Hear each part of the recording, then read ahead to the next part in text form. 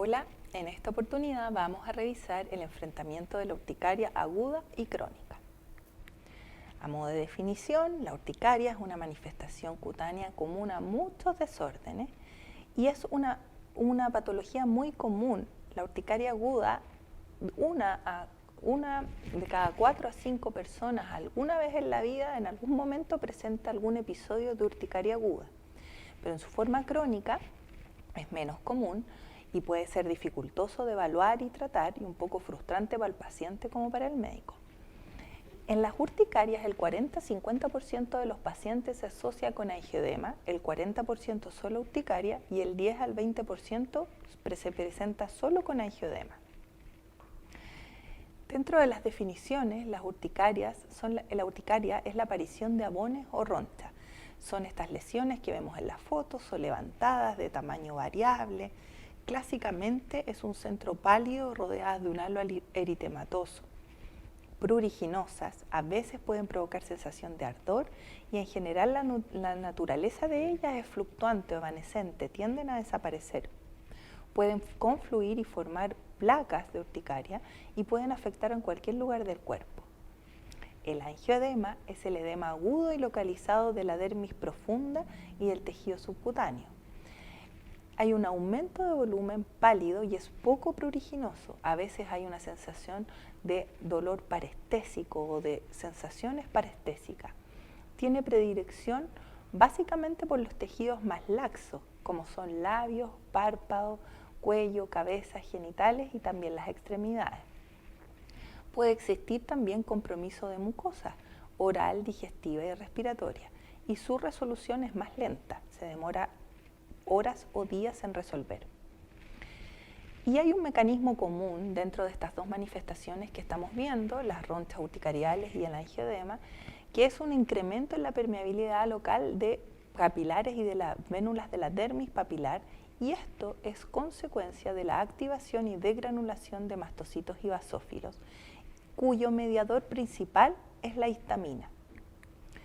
Por lo tanto, tenemos que una vez que se ha activado el mastocito, estos mastocitos liberan sus gránulos preformados con múltiples aminas vasoactivas, la principal de ellas siendo la histamina, la cual va a producir, es un neurotransmisor que va a producir activación a nivel de las terminaciones nerviosas, va a producir aumento de la permeabilidad y vasodilatación a nivel de los capilares y de las células endoteliales y un reclutamiento de células inflamatorias al lugar donde se está produciendo la reacción.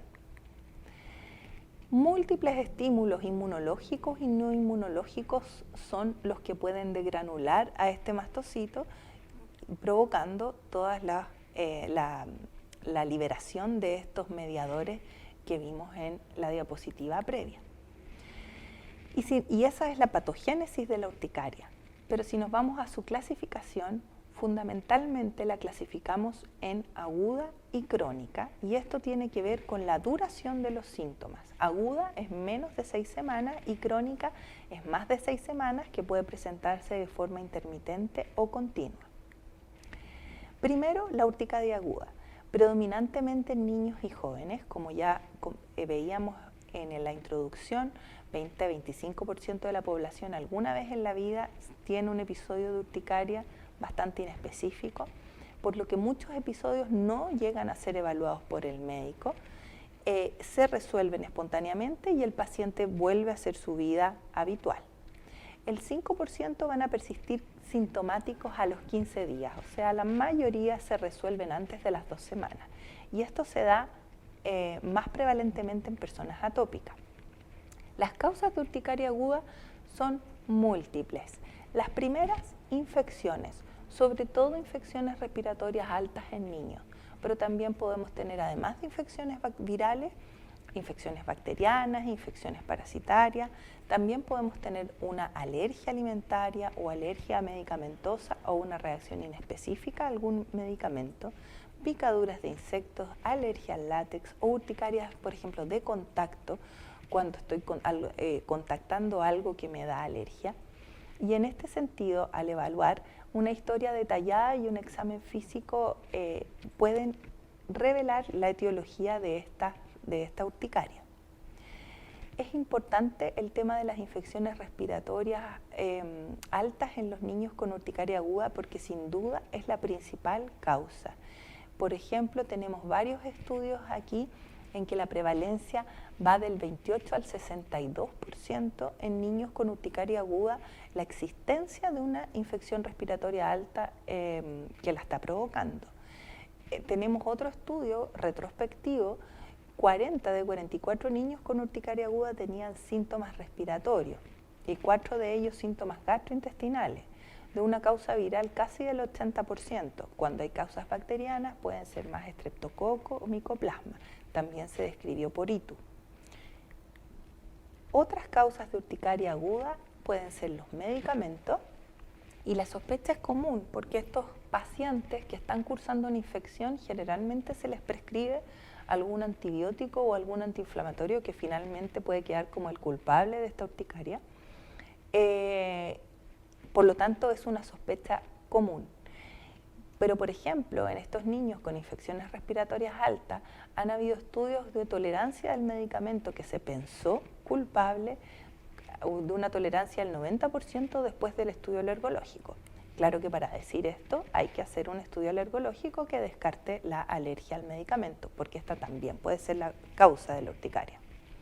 También se puede ser alérgico a algún alimento o también se puede estar con un cuadro de pseudoalergia alimentaria con el consumo de muchos alimentos histaminoliberadores o ricos en histamina que nos provocan este cuadro urticarial. Es como el ejemplo típico de un niño que va a un cumpleaños y come de todo, muchos dulces, muchos colorantes y se enroncha muchos chocolates, pero después vuelve a comer y vuelve a hacer su vida normal sin problema. También hay que preguntar por insectos y como veíamos anteriormente también urticarias de contactos con medicamentos tópicos o cosméticos, lociones o detergentes, si es que esta urticaria tiene alguna ubicación particular o delimitada en el cuerpo.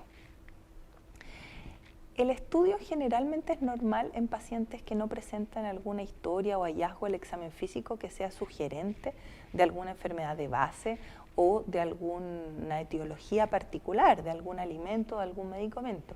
Por lo tanto, no están recomendados estudios amplios en pacientes con urticaria aguda, solamente en aquellos que se sospecha una etiología específica con el objetivo de establecer o excluir esa causa, y eso puede ser hecho por un especialista en alergia.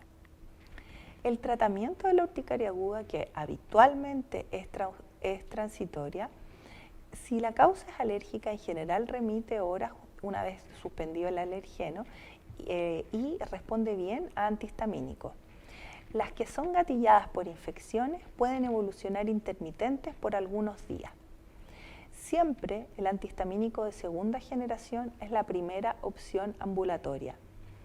Se puede adicionar, si la urticaria está siendo muy severa o con mucha alteración de la calidad de vida, adicionar un curso corto de corticoides en el caso de síntomas más severos. Ese es el tratamiento ambulatorio. En urgencia, como presentación endovenosa, solamente tenemos antihistamínicos de primera generación. Hay que distinguir la urticaria aguda de la urticaria asociada a angioedema, anafilaxia, angioedema con compromiso laringio, porque ahí siempre hay que usar adrenalina para el manejo de estos pacientes.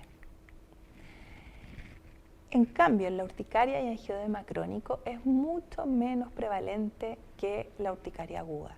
En la población general se describe esta patología en menos del 2% de los pacientes y niños es muy raro, 0,1% menos. Hay una prevalencia mayor en mujeres, no se relaciona con una historia de atopía y el 50% de los pacientes además presenta angioedema. Estos pacientes están presentando urticaria, si se acuerdan de la introducción, más de 6 semanas de corrido, ya sea de manera permanente o intermitente. Por lo tanto, la afectación de la calidad de vida es muy importante. Muchas veces los pacientes se quejan de no ser tomados en serio y en estudio de calidad de vida el impacto es similar a un paciente con enfermedad coronaria o en pacientes con, y la calidad de vida es peor que pacientes con alergias respiratorias porque les pica el cuerpo, se están rascando todo el día y la noche particularmente. Las causas de urticaria crónica, la principal causa no la conocemos, son pacientes con urticaria que no tienen una causa definida y se llama urticaria crónica espontánea, el 70 a 80% de los pacientes. Y dentro de estos pacientes hay un subgrupo que tiene un componente autoinmune que ya vamos a revisar. Otras causas de urticaria crónica pueden ser las urticarias inducibles, que son urticarias que se gatillan por un estímulo físico específico, al cual cada vez que se somete el paciente aparecen las ronchas.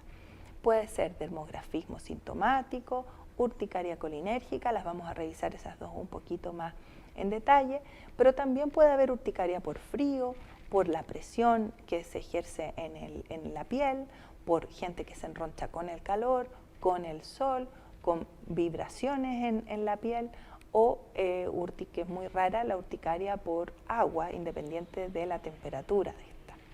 Estas antes se llamaban urticarias físicas, ahora se llaman urticarias inducibles, que son inducidas por este estímulo físico. Pero también podemos tener otras causas de urticaria en que están asociadas a enfermedades de base, y estas son las menos frecuentes, pero es por esto que hay que hacer exámenes en los pacientes con urticaria crónica, porque pueden aparecer urticarias crónicas asociadas a enfermedades tiroideas, autoinmunes, vasculitis urticariales, enfermedad celíaca, autoinflamatoria o hematológicas como paraproteinemias, mastocitosis, y también a veces asociadas a algunas infecciones parasitarias, sinusiales, dentales. Hay una gran lista de causas de urticaria crónica, pero vamos a ver que lo importante es, según la historia, estudiar al paciente. En general, la urticaria crónica no es por alergia alimentaria. Los pacientes llegan muy ansiosos pensando cuál es el alimento que les está produciendo estas ronchas permanentes, pero menos de un 3% de los pacientes con urticaria crónica tienen una causa alimentaria de base. La mayoría son urticarias crónicas espontáneas. En las urticarias crónicas inducibles, es decir, estas físicas inducidas por estímulos físicos, es el mismo estímulo físico el que provoca la degranulación del mastocito y la generación de abones y de angioedema posterior. Puede ser que más de un tipo afecte simultáneamente a un paciente, y lo característico es que las lesiones duren minutos a 1 o 2 horas después de remover el estímulo. La piel afectada queda refractaria por un periodo de horas o días, como es, por ejemplo, el dermografismo sintomático o urticaria dermográfica. 4 a 5% de la población tiene dermografismo, esto es, entre comillas, poder escribir en la piel, dermografismo, porque yo paso un objeto de punta a Roma y puedo reproducir el abón en el lugar donde pasó ese objeto. Es la forma más frecuente de urticaria física. Las lesiones duran más o menos 30 minutos y desaparecen sin dejar marca. En general dura 6 años y después se resuelve espontáneamente. Son pacientes que cualquier estímulo en la piel va a generar estas ronchas lineales. La urticaria colinérgica también es de las más comunes, ocurre en algún momento de la vida en el 15% de los pacientes. En general son adolescentes y adultos jóvenes y tiene un buen pronóstico.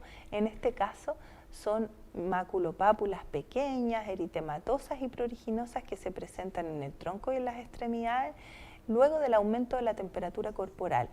Esto puede ser después del ejercicio, después del estrés emocional, que es lo que activa la degranulación de los mastocitos.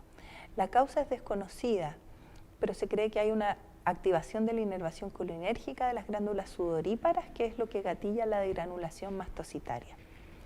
Así como el dermografismo sintomático y la urticaria colinérgica, tenemos otras formas que podemos diagnosticar, por ejemplo, por temperatura, por presión. Ahí tenemos cómo es el test del cubito de hielo en los pacientes por urticaria por frío, en que se forma una bond donde estuvo el vaso con hielo.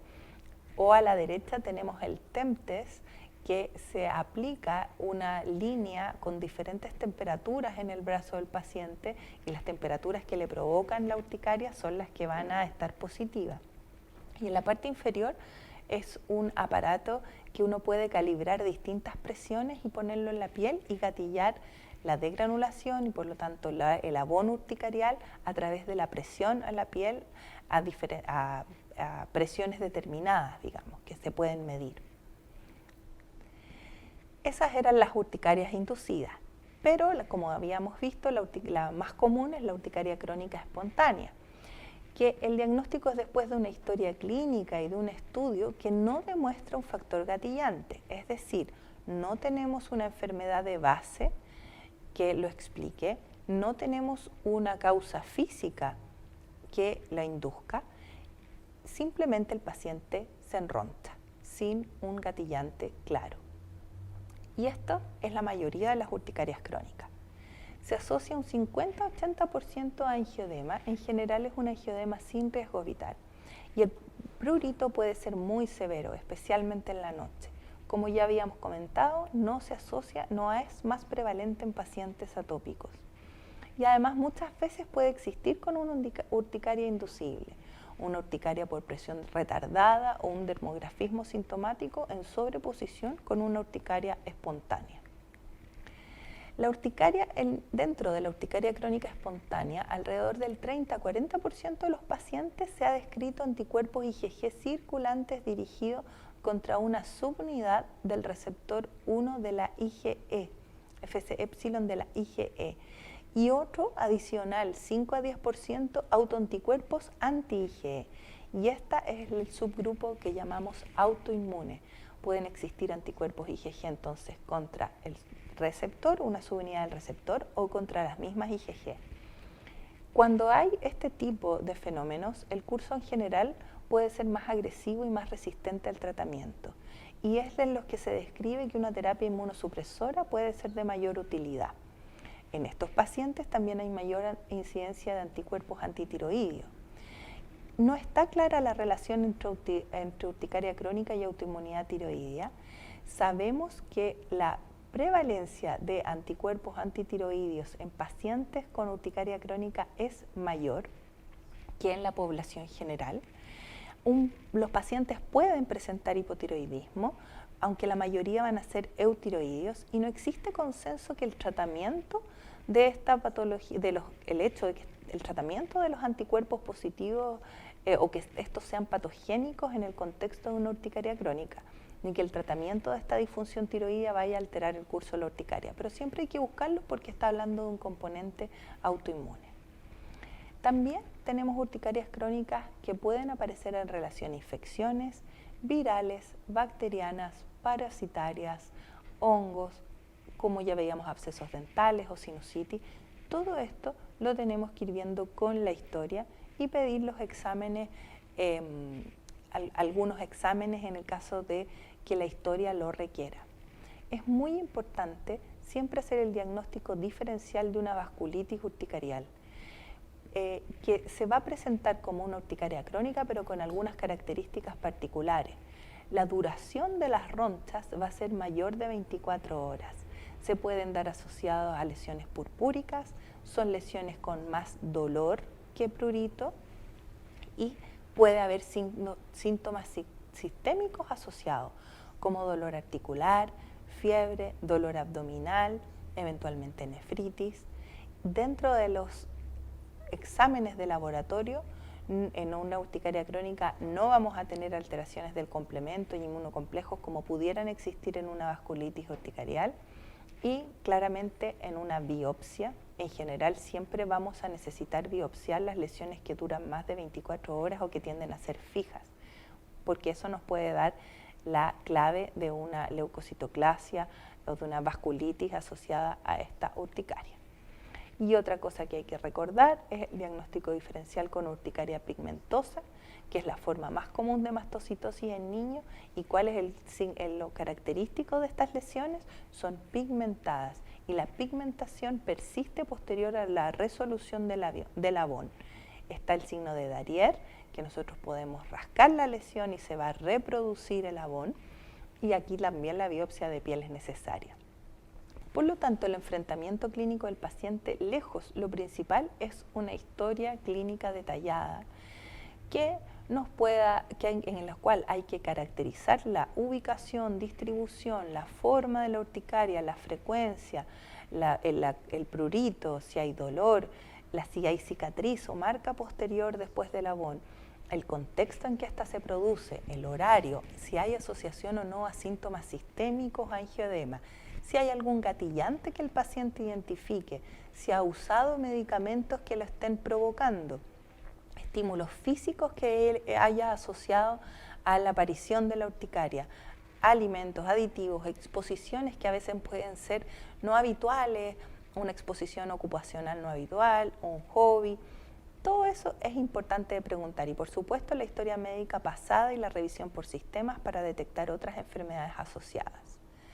Del examen físico, siempre completo, de particular importancia, la característica de la urticaria, la ubicación, el tamaño, la distribución, la pigmentación posterior, visceromegalias, adenopatías, las articulaciones, y evaluar el dermografismo en los pacientes. Los procedimientos diagnósticos, como ya adelantábamos, son siempre orientados por historia y examen físico. Lo básico, exámenes generales, VHS, PCR para ver signos inflamatorios.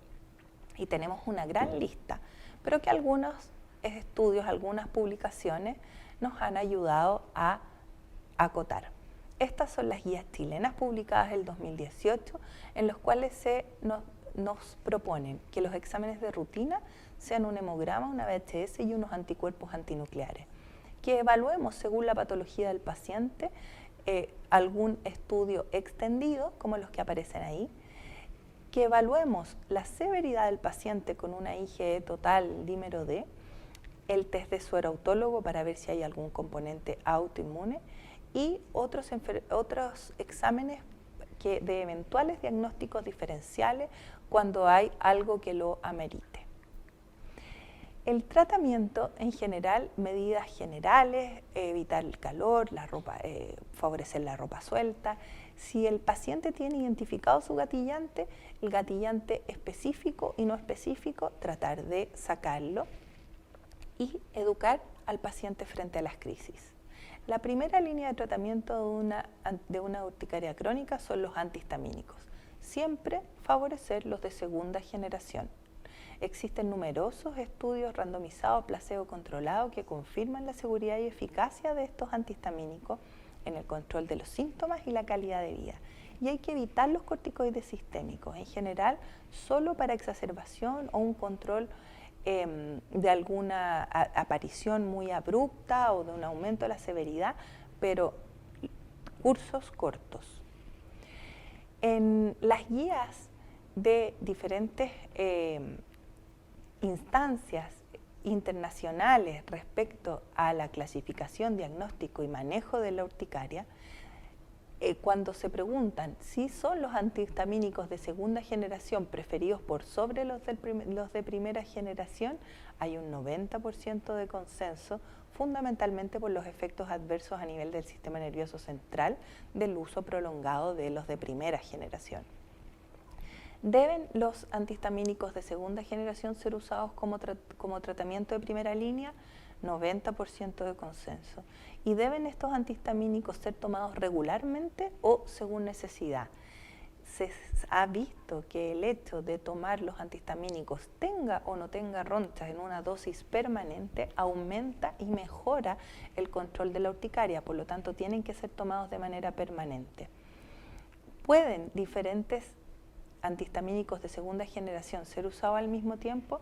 La verdad es que no, porque la mejoría, el mejor control de los síntomas se produce al ocupar con un mismo antihistamínico todos los receptores, por lo tanto no se recomienda la combinación. Y aquí está el clásico esquema de manejo, partir con antihistamínicos de segunda generación. Si hay un inadecuado control después de 2 a 4 semanas, se puede duplicar la dosis. Y si luego de 2 a 4 semanas sigue estando sin un control adecuado, se puede incrementar la dosis hasta 4 dosis al día, es decir, 2 en la mañana y 2 en la tarde. Se va aumentando de 1 al día a 2 al día hasta 4 al día, se va doblando. Si esto no es suficiente, ahora las guías lo que recomiendan es el uso de anticuerpo anti-IgE u omalizumab para el control de esta patología, dado su excelente perfil de seguridad. Y si no es controlable la urticaria crónica con esto, podemos adicionar ciclosporina. Y en las guías chilenas básicamente plantean lo mismo, el ir aumentando, doblando la dosis de los antihistamínicos de segunda generación hasta llegar a 4 veces y como tercera línea omalizumab o ciclosporina. En general, cuando se han hecho revisiones de los antihistamínicos, todos los antihistamínicos de segunda generación son superiores a placebo y no tenemos todavía evidencia para decir que algún antihistamínico se destaca como más eficaz que otro. No se han observado diferencias en las tasas de suspensión debido a efectos adversos entre los grupos activo y placebo, por lo tanto son medicamentos seguros y que los pacientes los mantienen, tienen una buena adherencia a ellos. Y la calidad de la evidencia sí se vio afectada porque habían pocos estudios en cada comparación. Este estudio comparó muchos antihistamínicos entre ellos y habían algunos que se comportaban mejor que otros, pero el tamaño de la muestra era pequeño. La historia natural de la urticaria crónica en general es autolimitada, pero puede durar meses o años, aunque en general se va pasando. En general, cuando parte más severa, se demora un poco más en resolver. Las urticarias físicas habitualmente se resuelven espontáneamente en 2 a 3 años. Como mensajes finales podemos decir que las causas de la urticaria aguda versus la urticaria crónica son diferentes y su enfrentamiento es distinto. Para ambas, la historia clínica detallada es la principal herramienta diagnóstica y es ella la que va a guiar los exámenes a solicitar. Los estudios exhaustivos no se recomiendan, no son útiles. Siempre iniciar la terapia con antihistamínicos e ir evaluando la respuesta con aumento de dosis en caso de ser necesario. Y otros medicamentos pueden requerirse en casos severos. Muchas gracias. Los dejo invitados para ver los siguientes videos que tenemos disponibles en la plataforma de Teva.